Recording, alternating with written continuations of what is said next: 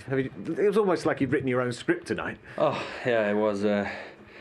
In the end, we showed what we are, and this is what we are, and this is how we have to play. And yeah, in the end, I'm proud of the last 20, 25, 30 minutes. Yeah, a wonderful goal, a wonderful cross view as well from Cancelo. Yeah, 2 wonderful goals today. I think mine was a bit better, honestly. But yeah, Cancelo, nice cross. So yeah, in the end, right foot. really important win. No, left is okay. You broke a few hearts from all your old teammates there as well. Yeah, but good to see everyone. John, what a scorcher. I needed something like that, didn't it? Just to shake, because you've been banging on the door for so long. Yeah, no, try and take up those positions. The manager wants us in those sorts of areas for things like that. And to control the counter-attack as well, we're in good positions for balls that come outside the box, picking up the pieces, and yeah, it was one of those things. I was getting a few shouts and decided to pull the trigger. When was your last goal? When was the last one? February? Was that a screamer as well? No assist today. No. He started scoring now. But it's an efficiency here because you had 2 shots on target with the 2 goals, but clearly you had problems getting through tonight. Yeah, it was difficult. We were definitely not our best tonight. First half we made it difficult. We didn't play at the tempo that we should have. We didn't use the ball well. We had a lot of sloppy passes, things like that. So at half time, we had some stern words between each other and tried to, change that for the second half. I think we did as well. Yeah, and Erling, they denied you the space there. Obviously, they clearly know how to stop you when they can. I mean, they defended very well. Yeah, they didn't stop me. I scored. So, yeah, exactly. but yeah, they played well and they were good. And yeah, Edin, I was quite sure I was gonna be followed the whole game because of Edin knows me very well. Yeah. But yeah, Dortmund was really good today, and in the end, the 3 points is what matters. Well done, gentlemen. Thank you. Thank you. It's very interesting, isn't it? We see his personality and dominance come across on the pitch, but even in interviews like that, you get a sense of his presence and how at ease actually his teammates are with him.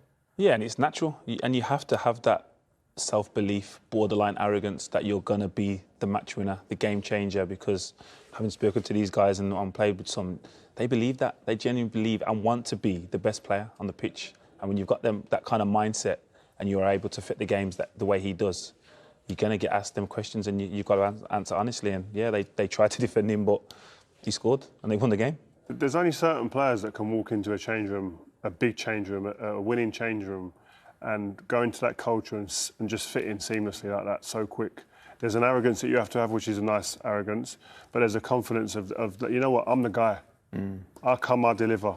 That's what he's walked in with, and he's obviously delivering so much and so well in the early part of the season, but he's a problem. I think it's his greatest attribute, his confidence. I know he's a natural goal scorer and timing and all that stuff, but his personality in those moments is what I think what separates him. It's almost like he expects and he demands it.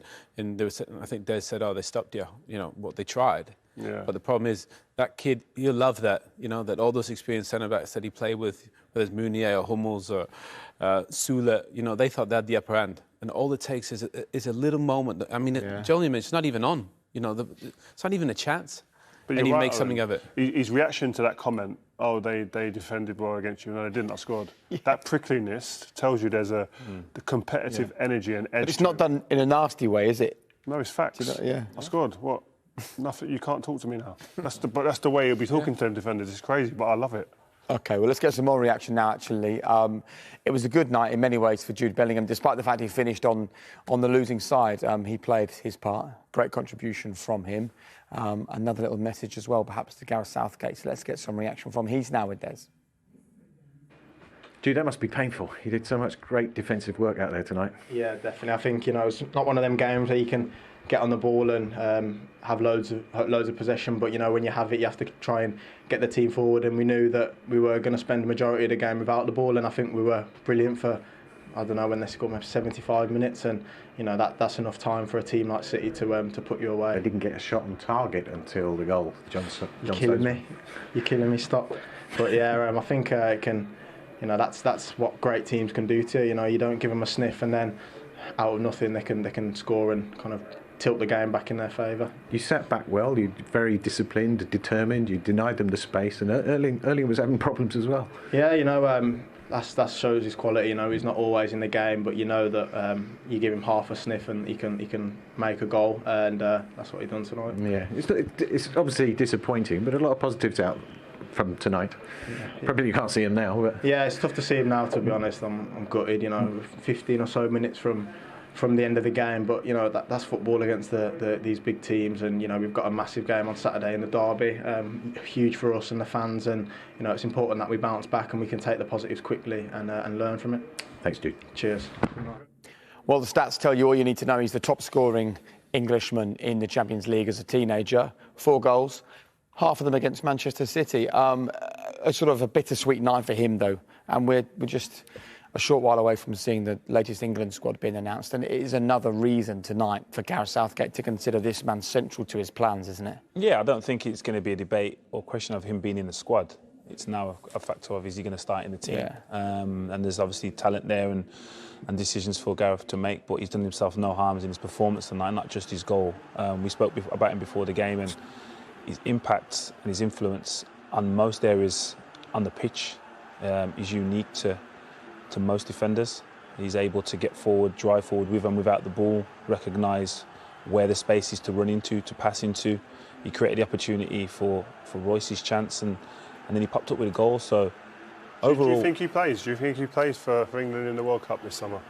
Or this winter, sorry. I think if he continues to produce these performances, then yeah, I don't see why not. You got to look and think he's probably competing with Calvin Phillips, who's not getting the minutes that Jude's getting. Yeah. So yeah, you would say so. But again, just off the back of his performances and similar to Haaland in regards to the mentality, I don't think he's worried about England. I think he's worried about, can we win tonight for Dortmund? And good attitude. I mean, that's a Haaland-esque run, isn't it? Just the awareness for a young kid. The way he speaks at 19, the way he plays for a 19-year-old, it's not normal. You know, he has such composure and calmness and elegance to his game. He's a defensive midfield player, popping up in the box, scoring against Man City, playing, you know, balls with the outside of his foot. We said before the game he's Swiss Army knife. He is. You know, normally he plays deeper, but today they wanted him to play higher up the pitch so he could get them up the pitch, and he did. So, Owen, you're a midfielder. You played midfield. Where do you rate him in terms of the young talent around Camavinga? He's with them. I think he's with them because when you play against someone, these guys know it, a centre forward as well. When you play against centre forwards, you think about players, right? Xavi was amazing, but he couldn't run. He couldn't get away from you. You know, everything was kind of in front of you. Jude can do everything. You know, Jude can be physical like Stevie G. He can be aggressive. He can play passes over the top. He can run beyond you. He can dribble. And they're the players you got to worry about because they can do everything. So I think for Jude, depends more on who's going to play with. If he plays with Declan, he'll play further forward. Does Phil Foden play in there? Does Mason Mount play in there? So, who would you play? He's starting for me definitely. It'd be Declan, and he'll be right in front. And whether Mason plays as a number 10 or Phil Foden, but I think that would probably be I love Calvin Phillips, but I just think Jude has a little bit more box to box. Okay, right. Let's get some more reaction now. Here, Pep, that was a sensational recovery. That's kind of what good teams do: get themselves out of trouble. Yeah, we are used to do it lately. Our first years we were not disability, and now after what happened in West Ham the previous game last season, and especially Aston Villa, now we have the feeling, but I don't like it. So we play in a wrong gear today. Our game, no aggression. We're incredible passive, and players like Hummels and Sule and Guerreiro and the players. And the moment we change the rhythm, because we saw 1-0 down, and the rhythm from Phil, from Bernardo and Julian, we changed a little bit our pace, and we 2 excellent goals. I know everybody talk about Erling again. Come on, John Stones. Some have highlights. He deserved it. That was a screamer. It needed something like that, didn't it? Just to break through, something courageous, something outrageous, and he did it. Yeah, definitely. I'm pretty sure the first half, the way we play, John will not be able or had the courage to try it. But we had that momentum, the rhythm, and we said, okay, it's going to happen. And John make an exceptional goal. I'm so happy for him. Yeah, and Erling, of course, it was preordained that he was going to score tonight. I mean, that's what he does now. That's why he bought him, I suppose. Yeah, what a goal! So I remember. You don't remember. You didn't see it, but when I was long time ago in Barcelona, Johan Cruyff scored one quite similar goal. I remember immediately when he scored against Atletico de Madrid, and he scored a quite similar goal. And today, it's nice that Erling emulate the Johan Cruyff. Yeah, and you were patient and you kept working and working, waiting for the breakthrough, because they did defend extremely well, didn't they? It's an exceptional team. So every year is in the Champions League and is a really good team. And we knew it. We were not good enough today. But in the same time, it's always good to have our resilience. So let's go. And after we, with Julian in the boxes with Erling, and we have another alternative now, and yeah, it works.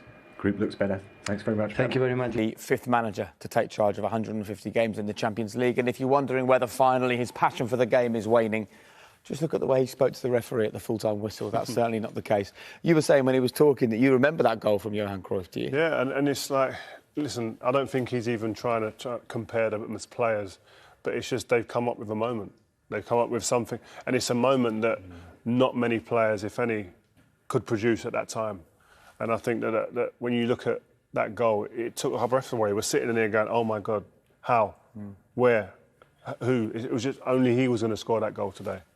Such an interesting night with so many stories. I mean, I think Gareth Southgate will be pleased seeing John Stones put the ball in the back of the net and Jude Bellingham do the same, Erling Haaland getting the winner. It kind of played out in all the ways that we would have wanted it to, I think. But I think for Man City, that's good, to win a game like that in Champions League. It's not always going to be perfect in champagne football.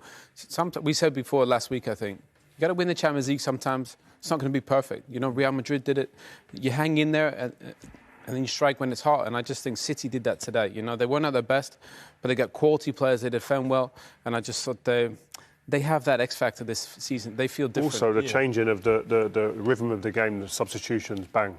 The quality that comes on. Subs, good point, Ray. Big subs that come on the pitch change the game as well. Feel a bit different, doesn't it? Oh, of course. And we praised Real Madrid for winning games like that last season. They won the Champions League, and now Man City have proved that they have that capability, and so that will pose a different threat for everyone they face. All right. Thank you very much, gentlemen. Of course, we've got plenty more European football coming your way.